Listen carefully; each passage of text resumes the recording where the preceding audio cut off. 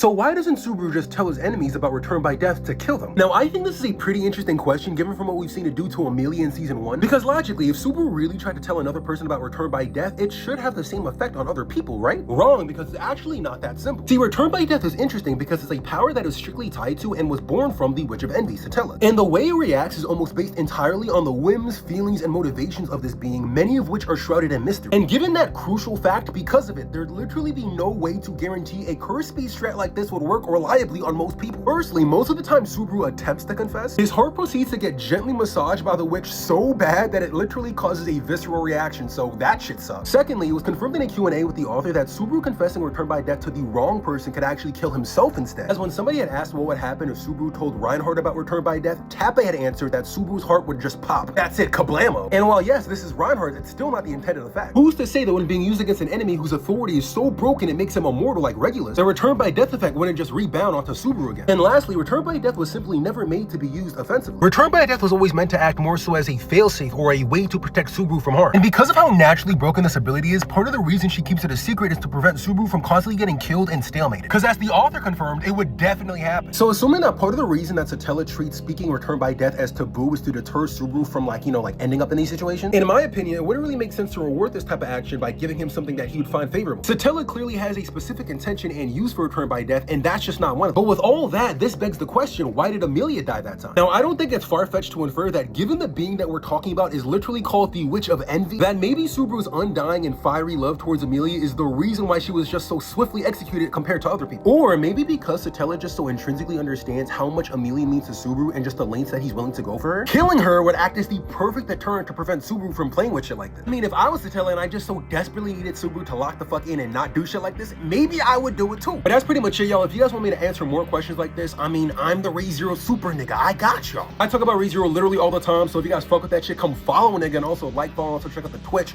twitch.tv/mobkaido. I'd love to catch you there, and I'ma catch you.